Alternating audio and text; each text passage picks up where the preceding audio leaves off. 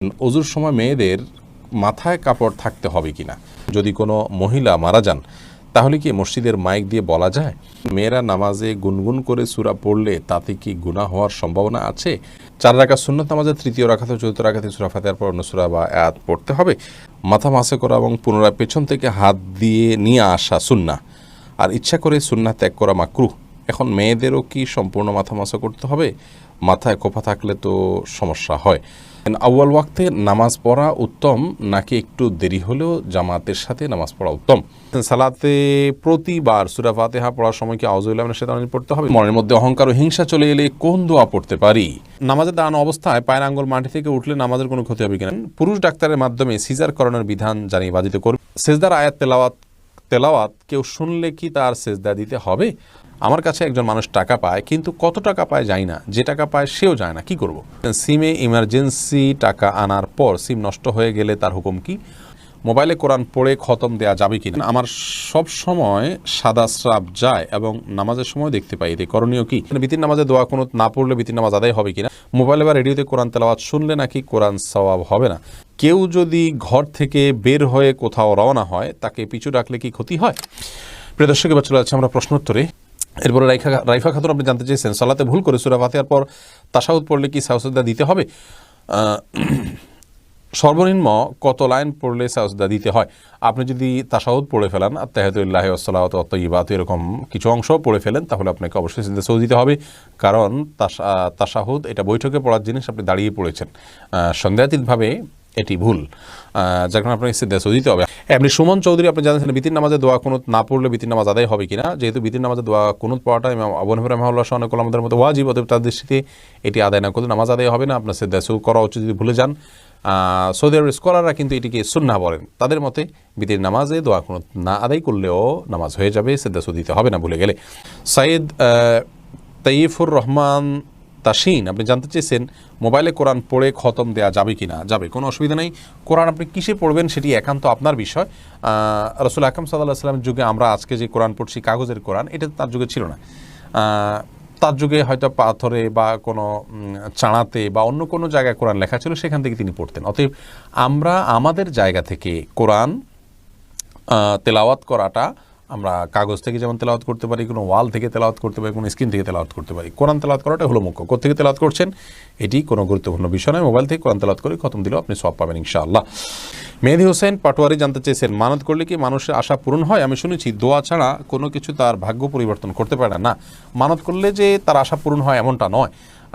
মানুষ মানত করতেই পারে, নবী সাল্লাল্লাহু আলাইহি ওয়াসাল্লাম নিরুৎসাহিত করেছেন মানতের বিষয়ে। তবে তিনি বলেছেন যে মানত এটা ইন্নামা ইস্তাখরাজু মিনাল বাখিল, কৃপণ ব্যক্তি যে আসলে দান করতে চায় না, মানতের মাধ্যমে তার দানটা করা হয়, এর বেশি আর এতে কোনো লাভ নেই। মানতের মাধ্যমে যে কাঙ্ক্ষিত বিষয় হাসিল হয় তা মোটেও সেরকম কিন্তু নয়।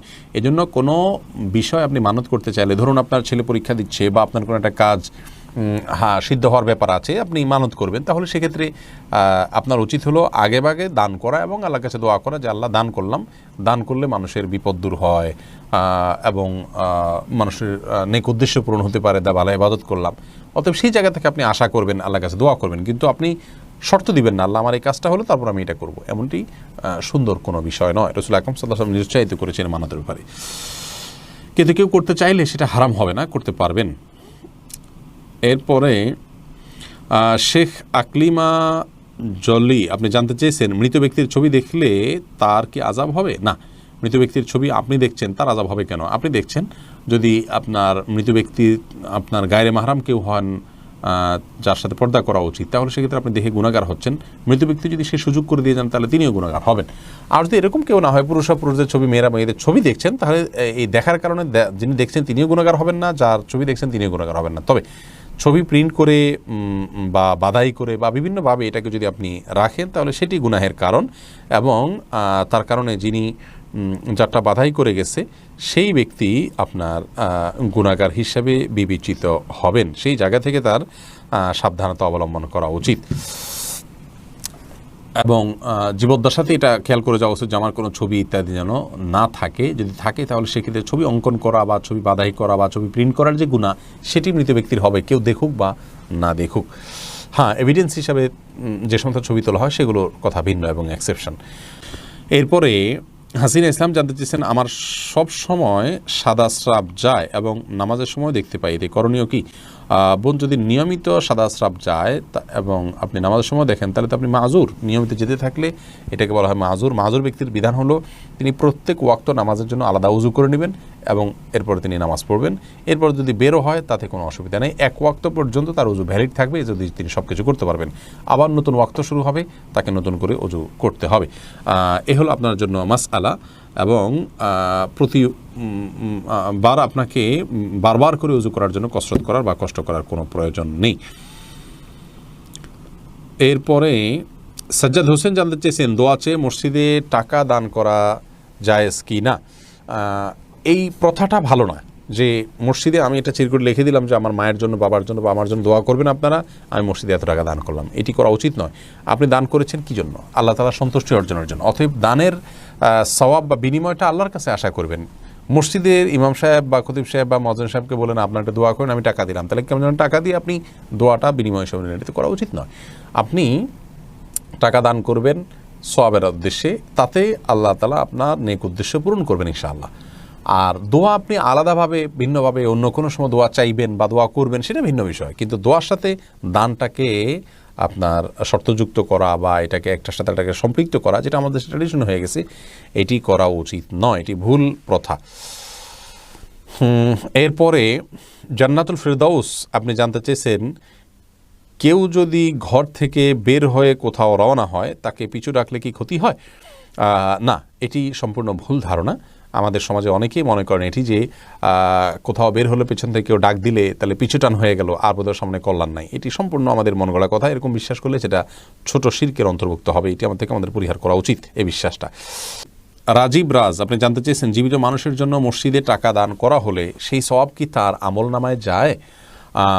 অবশ্যই একজন ব্যক্তির তরফ থেকে আরেকজন ব্যক্তি দান করতে পারেন, জীবিত ব্যক্তির তরফ থেকেও দেওয়া যায়, অসুবিধা নেই। আপনি আমার তরফ থেকে দান করলেন, আমি আপনার তরফ থেকে দান করলাম, আমার নিয়ত আপনি দান করলেন, তাহলে আমার আমল নামায় সেটি সওয়াব যুক্ত হবে ইনশাআল্লাহ বিইذনিল্লাহ। এরপরে আব্দুল্লাহ আল রাহি জানতে চেয়েছেন, বিদেশ থেকে টাকা পাঠালে ব্যাংক যে 2% প্রণোদনা দেয়, এটা খাওয়া কি সুদ হবে? না ভাই, এটা খাওয়া সুদ হবে না, কারণ এটা আপনি কোনো টাকা দিচ্ছেন তার এগেইনস্টে আপনাকে দিচ্ছি এমন নয়। আপনি যেন এই পদ্ধতিতে টাকা পাঠান, সেজন্য আপনার সরকার আপনাকে অতিরিক্ত একটা গিফট দিচ্ছে। অর্থাৎ আপনি কারো দোকান থেকে কোনো মাল কিনলে, এই দোকান থেকে কিনলে এই গিফটটা পাচ্ছেন, বিষয়টা এরকম হয়ে গেল আর কি। কোনো অসুবিধা নেই ইনশাআল্লাহ বিইذনিল্লাহ, এটা করা যেতে পারে এবং এটা গ্রহণ করা যেতে পারে। এই বিষয়ে আমাদের একটা ভিডিও আছে বিস্তারিত, সেখানে আমরা কিন্তু বলেছি, আপনি সেখান থেকে শুনে নিতে পারেন। এরপর সাদিকুর রহমান রেজা আপনি জানতে চেয়েছেন, সেজদার আয়াত তেলাওয়াত কেউ শুনলে কি তার সেজদা দিতে হবে? ভাই সাদিকুর রহমান, সেজদার আয়াত যদি কেউ তেলাওয়াত শুনতে পান তাকেও সেজদা দিতে হবে, তেলাওয়াতকারীকে যেমন সেজদা দিতে হবে, তেলাওয়াত যিনি শুনলেন তাকেও সেজদা দিতে হবে। দেওয়ান মাসুম মুশফিক জানতে চেয়েছেন, মোবাইলে বা রেডিওতে কোরআন তেলাওয়াত শুনলে নাকি কোরআন সওয়াব হবে না? কে বলেছে আপনাকে তেলাওয়াত শুনলে সওয়াব হবে না? তেলাওয়াত আপনি যেখান থেকে শুনবেন সেখান থেকে সওয়াব হবে, তবে লাইভ তেলাওয়াত শোনা আর রেকর্ডেড তেলাওয়াত শোনার ভিতরে অবশ্যই পার্থক্য আছে। লাইভ তেলাওয়াত শোনার চেষ্টা করবেন, রেকর্ডেড তেলাওয়াত শুনলেও আপনি সওয়াব পাবেন। কোরআন তেলাওয়াত করলে যেমন সওয়াব হবে, শুনলেও সওয়াব আছে। আপনি কোত্থেকে শুনবেন সেটা শরীয়ত ফিক্স করে দেয়নি, অতএব রেডিও থেকে আপনার শুনলে যে সওয়াব হবে না এমনটি ভুল ধারণা। এরপরে নাহিদ সরকার জানতেছেন, বিদেশ থেকে ফোনে বিয়ে করলে বিয়ে কবুল হবে কি না? বিদেশ থেকে যদি কেউ ফোনে বিয়ে করেন তাহলে সেক্ষেত্রে সেই বিয়ে কবুল না হওয়ার কারণ নেই, তবে শর্ত আছে। সে বিয়ের পদ্ধতি হইতে হবে এরকম যে আজকাল ভিডিও কলের মাধ্যমে আমরা নিশ্চিত হতে পারি যে কে পাত্র কে পাত্রী, আপনার দেশে কারোর মাধ্যমে নিশ্চিত হতে হবে। আবার আপনার ব্যাপারেও আপনার বিপক্ষ যারা আছেন তারা, ভিন্ন পক্ষ যারা আছেন তারা নিশ্চিত হবেন বিভিন্ন মাধ্যমে। এরপরে ভিডিও কলের মাধ্যমে ইজাব কবুল হতে পারে। তবে নিরাপদ পদ্ধতি, তার চাইতে বেশি নিরাপদ পদ্ধতি হলো যে আপনি বিদেশ থেকে দেশে আপনার কোনো একজন অভিভাবককে বা বন্ধুবান্ধবকে, পরিচিত কোনো একজনকে আপনি দায়িত্ব দিবেন যে তুমি অমুকের মেয়ে অমুককে এত টাকা মহারণায় আমার পক্ষ থেকে বিয়ের প্রস্তাব দিবা, বা তারা প্রস্তাব দিলে তুমি কবুল করবা। এটা একজনকে প্রতিনিধি হিসাবে নিয়োগ দিবেন। আপনি ভিডিও করে সেটি দেখতে পারেন, তখন তিনি আপনার পক্ষ থেকে প্রস্তাব দিলেন বা প্রস্তাবের পক্ষে আপনার পক্ষ থেকে কবুল করলেন। এটি করলে বিয়ে হয়ে যাবে এবং এটি হলো সবচেয়ে নিরাপদ এবং সলিড পদ্ধতি, এটার ব্যাপারে কোনো সন্দেহ কারণ নেই। এরপরে মোহাম্মদ হাসান জানতে চেয়েছেন, বাড়িতে গিয়ে কোরআন শরীফ খতম করে টাকা নেওয়া যায় কিনা? না, কোরআন এটা বাড়িতে গিয়ে ফেরি করে খতম করে করে টাকা কামাই করার জিনিস না, এই কালচার নাজায়েজ কালচার। কোরআন এরকম জিনিস নয় যে বাড়িতে বাড়িতে গিয়ে খতম করে করে টাকা কামাই করতে হবে। কোরআন তেলাওয়াত করার জন্য এসছে, আমরা তেলাওয়াত করব, শোনার জন্য আসছে আমরা শুনবো, আমল করার জন্য আসছে আমরা আমল করব। আরেকজনকে তেলাওয়াত করে দিয়ে আর তার বিনিময়ে টাকা নেব, এটা জায়েজ নাই, এটা আল্লাহর আয়াতকে বিক্রি করার শামিল। কোরআন দেশে কোথাও এরকম কোনো নির্দেশনা দেওয়া হয় না যে একজনের আরেকজনের বাড়িতে গিয়ে তেলাওয়াত করে দিলে তার কোনো উপকার হবে এবং সেটা বিনিময়ে আবার টাকা কামাই করবেন, এটির কোনো সুযোগ নেই। মিফতাহুল জান্নাত জানতে চেয়েছেন, অনেক হুজুর দোয়া পড়ে সুতায় গিট দেন, সেই সুতা কি গলায় বা কাঁধে বাঁধা যাবে? এটা ভুল পদ্ধতি। দোয়া পড়ে কোনো সুতায় গিট দেওয়া উচিত নয়। আল্লাহ রাব্বুল আলামিন কোরআন কারীমের সূরা ফালাক, যেটি কোরআন কারীমের শেষ সূরার আগের সূরা, সেখানে আল্লাহ তাআলা আমাদেরকে দোয়া শিক্ষা দিয়েছেন, ওয়া মিন শাররি নাফাসাতি ফিল উকাদ। ওই সমস্ত নারীদের ক্ষতি থেকে আমরা আশ্রয় চাই আল্লাহ আপনার, যারা বিভিন্ন গিরায় ফুৎকার দিয়ে বিভিন্ন কিছু মন্ত্র পড়ে পড়ে গিরায় ফুৎকার দিয়ে থাকেন। যদিও হুজুররা হয়তো কোরআন কারীমের আয়াত পড়ে গিরায় ফুঁক দেন, তারা কোনো মন্ত্র পড়েন না, অতএব তাদের পড়া ঠিক আছে। বাট এই পদ্ধতিতে ঝাড়ফুঁক নবী সাল্লাল্লাহু আলাইহি সাল্লাম করেননি, এবং এটা জাদুকরদের পদ্ধতি। তো ঝাড়ফুঁকটা জাদুকরদের পদ্ধতিতে কেন হবে? সেটি আমাদের পদ্ধতি হবে এরকম কোনো খাবারে, কোনো পানীয়তে বা শরীরে ফুৎকার দেওয়া, ঝাড়ফুঁক করা বা এমনি তেলাওয়াত করে তাকে শোনানো, এগুলো হলো আপনার রুকিয়া শারঈয়া বা বৈধ ঝাড়ফুঁকের পদ্ধতি, শরীয়ত বাতানো। বাকি গিরায় পড়ে পড়ে ফু দেওয়া দিয়ে সেটা শরীরে ধারণ করা, এটি শরীয়ত সম্মত পদ্ধতি নয়। ফয়েজ হাবিব জানতে চেয়েছেন, পুরুষ ডাক্তারের মাধ্যমে সিজার করানোর বিধান জানিয়ে বাধিত করবেন। যদি নারী ডাক্তার না থাকেন, আপনার বিপরীত কোনো কিছু না থাকে, তাহলে বিকল্প না থাকলে যান বাঁচানোর জন্য অবশ্যই জায়েজ আছে, কিন্তু বিকল্প থাকলে সেটি গ্রহণ করা উচিত। আমাদের দেশে এবং পৃথিবীর অনেক মুসলিম দেশে, অমুসলিম দেশে তো আসি, অনেক মুসলিম দেশেই আজকাল গাইনি ডাক্তার হিসেবে পুরুষরা ডাক্তারি করছেন। এটি খুবই আপত্তিকর, খুবই অগ্রহণযোগ্য, এবং এটি কোনো অবস্থাতে আমাদের করা উচিত নয়। আমাদের এই কালচার থেকে বের হয়ে আসা উচিত। আল্লাহ তাআলা আমাদেরকে হেফাজত করুন এবং আমরা যেন সুস্থ কালচারের দিকে ফিরে যেতে পারি। আপনার আমার মা বোনের ব্যক্তিত্বের সাথে এটি যায় না যে একজন পুরুষ ডাক্তার তার সিজার করবেন বা তার গর্ভখালাসের ক্ষেত্রে ডাক্তার হিসেবে ভূমিকা রাখবেন।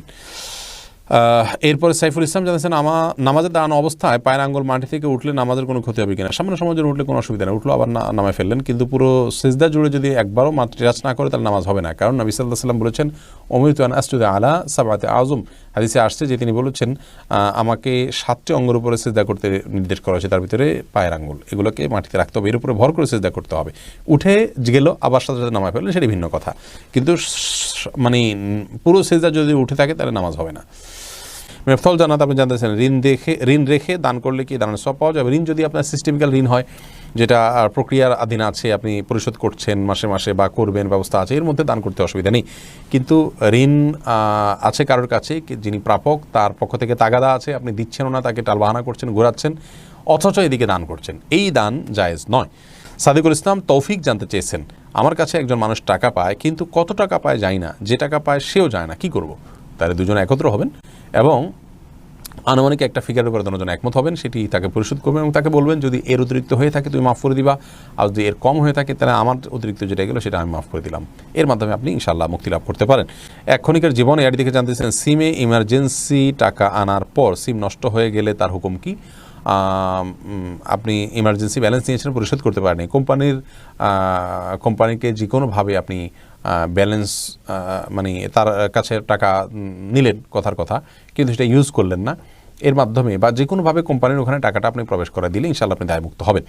ফাতেমা তোমা আপনি জানতে চেয়েছেন, আমার উপার্জন আর যদি কোনোভাবে সেখানে ঢোকানোর কোনো সুযোগ না থাকে, তাহলে ওই পরিমাণ টাকা আপনি নিজের দানের সওয়াব না করে কোম্পানির পক্ষ থেকে দানের সওয়াব আদায় করে নিয়ত করে দিয়ে দিবেন। ফাতেমা তোমা জানতে চেয়েছেন, আমার উপার্জন আছে বলে আমার স্বামী আমার কোনো দায়িত্ব বা হক আদায় করেন না, কিন্তু আমার থেকে বাসা ভাড়া সহ অন্যান্য খরচ নেন, আমি আমার যাবতীয় খরচ চালাই, আমি এখন খরচ না দিলে কি গুনাহগার হব? বোন ফাতেমা, আপনি খরচ দিতে বাধ্য নন, আপনার স্বামী আপনার খরচ দিতে বাধ্য।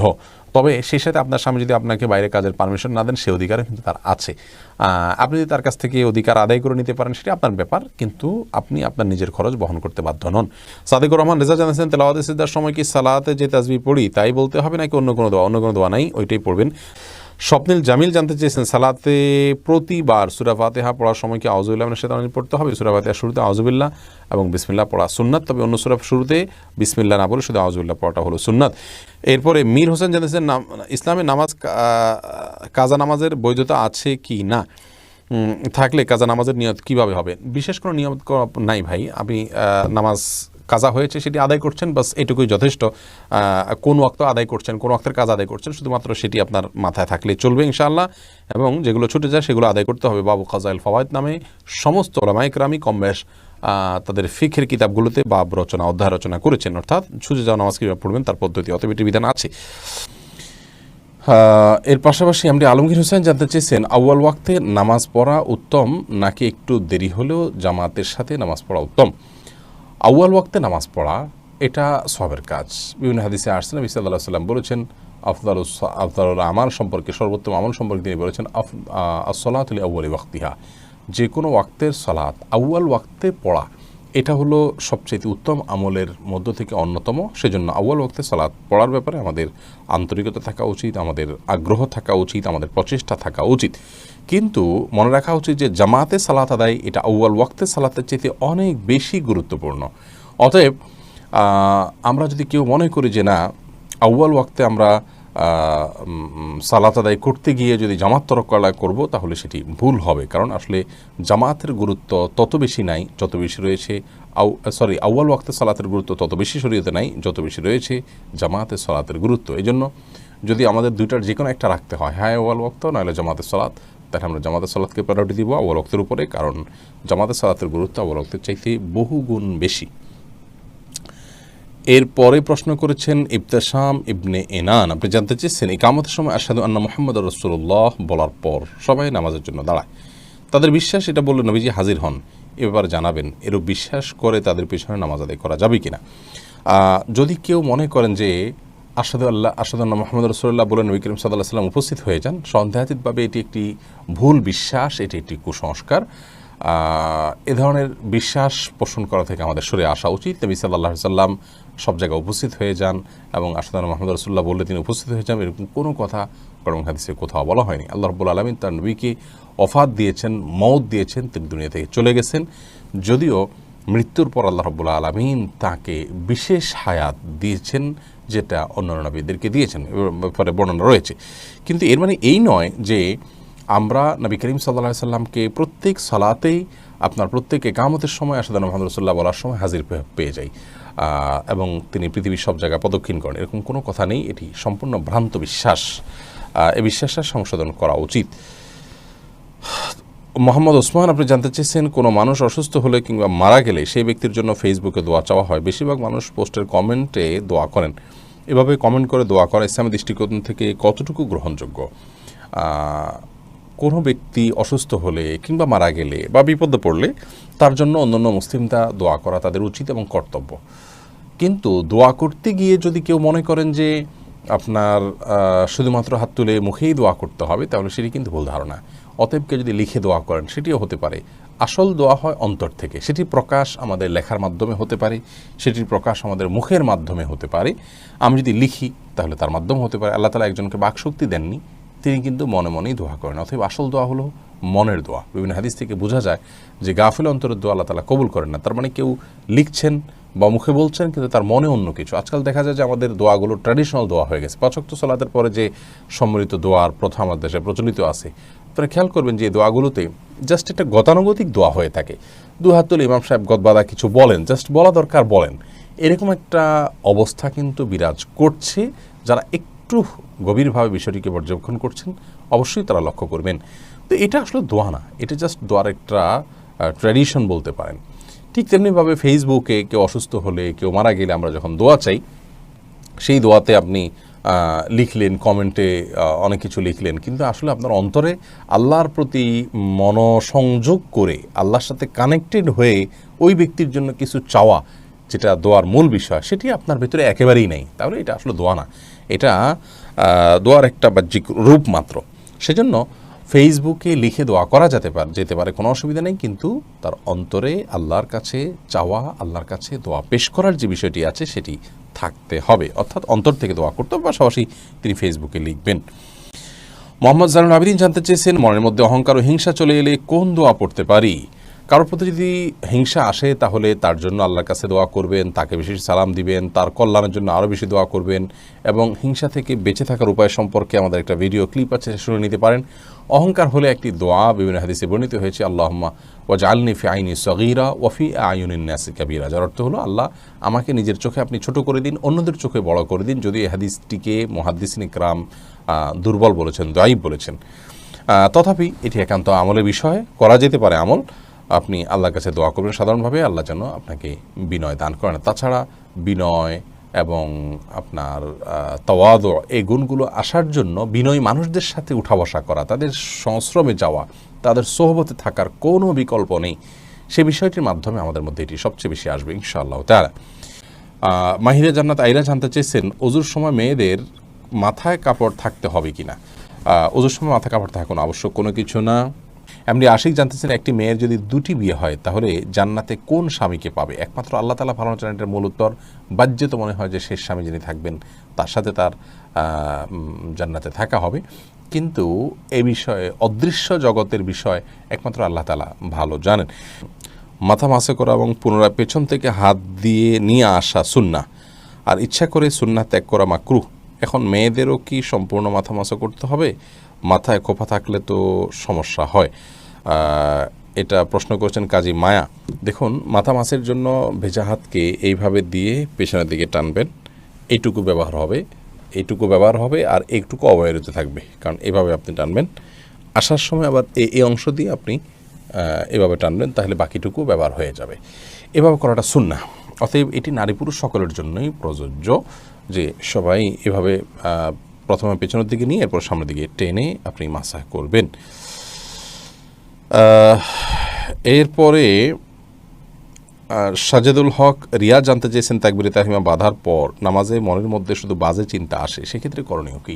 দেখুন, তাকবীরে তাহরিমা বাঁধার পর শয়তান তার ডিউটি শুরু করে দেয়, এজন্য আপনার মনের ভিতরে বাজে চিন্তা আসে।